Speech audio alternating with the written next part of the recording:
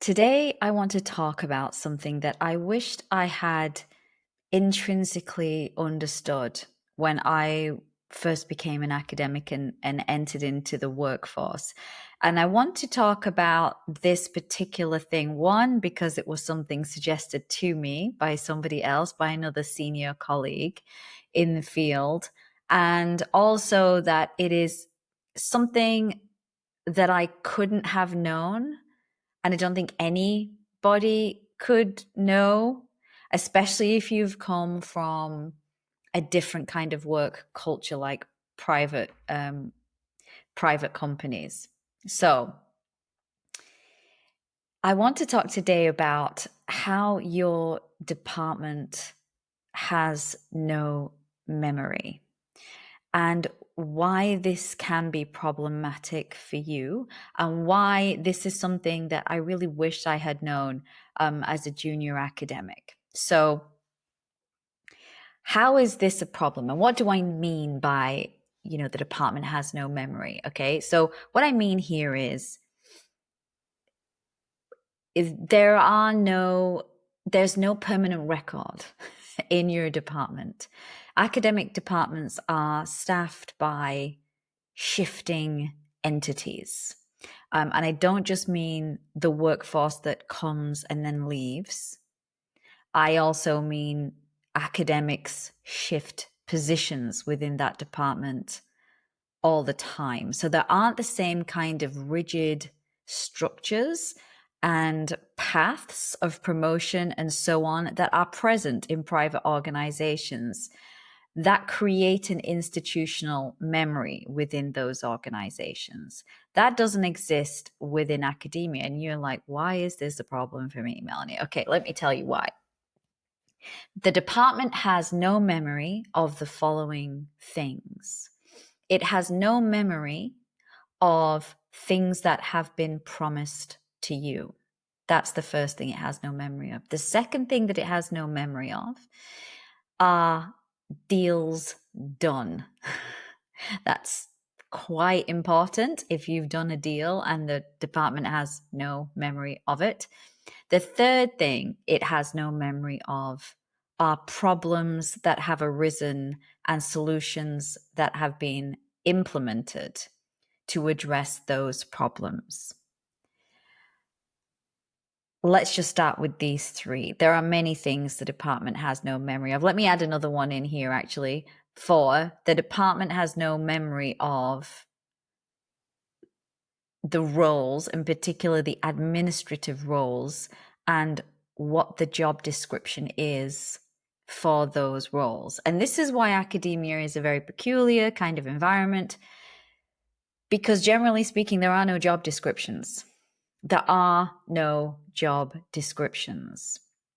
So you might have a job description, might, and I say that, who knows, that tells you that you're expected to do teaching and research. So you might be on a T and R contract. That stands for teaching and research. And then as in the like bullet points under that, it'll say something like, oh, you have to go to departmental meetings, you have to grade papers, you have to perform admin roles, and there might be a catch-all phrase like, and whatever you're asked to do.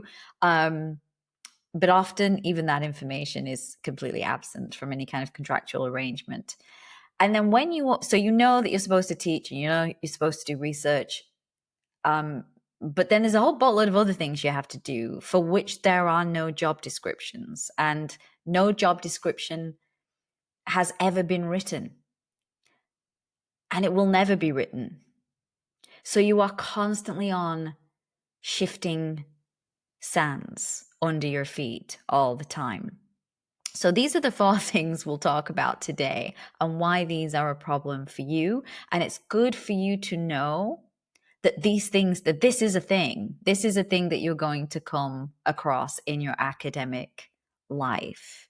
And I have all kinds of feelings about it, but regardless of that, this is how it is. So, number one, things promised. So let's start there, because this is a biggie that really upsets people all the time. The department has no memory for things promised to you, like promotion certain funding, certain team structure, a new institute, that all this stuff can be promised to you. And that person can mean that promise in that moment. But because of the nature of the academic departmental structures, that person then leaves that position. They are rotated out of that role. And then that promise is like it never existed. So let me give you something specific, a specific example. Let's imagine somebody is head of department and their tenure is for 3 years or for 5 years.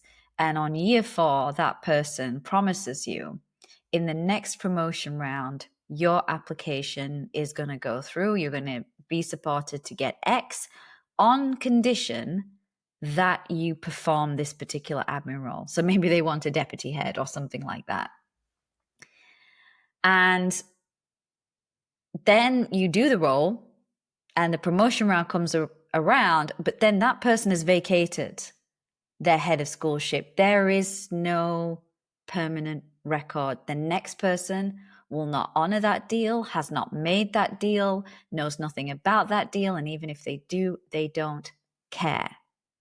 So that is super important to understand when you're taking promises, when things are being promised to you at some future date. I mean, another classic promise that might be promised is, okay, well, I'm giving you this extra course this year because we're in a bind actually, and that person's just left. And I know you have a full workload, but I'm going to give you an extra course or 2 to teach. That's really going to help me out. And then next year, what I'm going to do is I'm going to take a course. I'm going to take 2 courses off you to pay you back because you've helped us out now. And now I'm going to honor that next year. That is not a promise that person can keep. And they probably won't, because next year, 5 people might leave and they're still in the same predicament with not enough staff to teach many courses. So you're definitely not going to be let off, not only teaching that course, but another one taken away in compensation. That's never going to happen. That person might have meant it in the moment that they were saying it, but a lot happens in 12 months in academia, and they can't possibly know, even if they are still in tenure as the person making those decisions. So even though they might not have vacated the position, they're still not in a position to keep that promise 12 months hence. Let's say your department recruits 200 more students, not enough staff, too many students. You are not dropping the course you took on and another course to compensate you for the previous year. That will never happen. So this is where the department has no memory. Like, there is no memory here for what was said to you. And obviously that suits the management in quite a few cases. So I just want you to be aware of that. So things promised for future years, no. Now then, the next category might sound like the same, but this is more like a deal-making situation where you have a problem and the head of school has a problem. So in the previous scenario, only the head of school had a problem. Somebody had left, they needed somebody to fill that teaching responsibility. That was the department head's problem. It was not your problem. Deals done where you have a problem and they have a problem, and you negotiate an outcome where each of your problems are resolved through this deal. So I'll give you one of mine. So I have written before about time and stress management and how, like, my stressor might have been working with one particular person. I did not want that to happen. So I made a deal. So what happened here was, I started my job. It was, I had to work with people that I could not work with. And so I made a deal. The head of school says, well, I have somebody's left mid-semester. I have a hot potato. It's burning my hand. Please take it from me. And I'm like, okay, I will take that hot potato. I will do that teaching. I'll take on that course, but I never want to be on this other thing ever again. And then that person says, okay. Let's do that deal. You take this problem from me, I take that problem from you. Everybody's happy. Great. And that is great for the tenure of that person. But then the department has no memory. So when they hand over the role, like when a head of school hands over a role to the next head of school, if there is indeed even any handover, there's like 1 million things for them to cover. And my deal is not amongst the things that they then care about in that moment. That message never gets passed on. And so what you find is you have to relitigate this. Every time a new person in charge of workload comes along, you have to relitigate that deal over and over and over and over again. And then this person doesn't see it as a deal because you're already dealing with that hot potato. So you aren't doing anything for them. You're only asking for something. And they're like, well, why should I do that? You can see how that, so now I'm established as the person who runs that course. They're like, no, that you're not doing anything for me in this deal. So I'm resolving your problem, but you're not resolving any of mine, And so there is no memory. There's no like, that was a big hot potato. I've taken it on. No, nobody cares. That's now your baby. You've adopted it. It's yours for life. And now it doesn't feel like you're doing any favors for anybody. So there is no memory of what's happened and why it happened and why these circumstances came about. So there is no memory for deals done. I think for me, the worst part of no departmental memory is problems arising. So you enter into a faculty, you see a problem come up, and you're like, well, there's an obvious solution to this problem. And you suggest it. And then you see all the senior members of staff on the sidelines in the meeting like this, got head in their hands. And what they're thinking is, we've been here before. Same problem, same solution, didn't work. They don't want to crush your spirit because you're new and you're exciting and, you've great promise and you're bringing all the solutions. But as a person who's seen that record go round 5 times already and the solution doesn't work 5 times already, that can be very, what I think of as capacity draining, right? You are being exposed to ridiculousness and there's nothing you can do about it. So also the department has no memory for, we had that problem 5 years ago. The solution you're now proposing, we put in place, hasn't worked. That's why the problem's back again. So it's not going to work again. In fact, we're already doing that, but it doesn't help.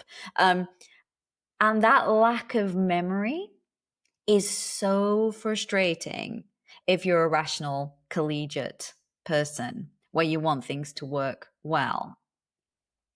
So the department having no memory is problematic. Now, it's not that people have no memory. People have memory. And especially today, when I was a younger academic, the sort of, if you were very ambitious, the career path was you joined an institution as a junior lecturer, you stayed there for a couple of years, then you moved to get senior lecturer. You stayed there for a couple of years, then you moved to get reader, stayed there for a couple of years, then you moved to get professor. And that is how you got promoted, because internal promotions were a rare beast. They were incredibly difficult to get. It was easier to get a job in a way more prestigious institution than it was to get promoted internally. That's just how it used to be. And the joy of that, I suppose, is personally, one has no departmental memory. In other words, you're always moving from place to place to place. And so you're not burdened with departmental memory, but you're also not in a situation where things were promised to you that you didn't get. You did a deal, now nobody ever remembers it because you're always brand new in the door. Now, that is not the reality, particularly today, especially in some disciplines where once you get a job, you have to hang on to that job for all you can, because there just aren't that many jobs out there to move to, even if you are in a position to move around like that. So mobility used to be the key to success in academia. Now there just isn't the jobs to go to. So what that means is there are people that have been in institutions for 5, 10, 15, 20, 25, 30 years. And that's now kind of normal. So people have memory, but the department doesn't. The institution doesn't. And this leads on to my fourth point of your department has no memory.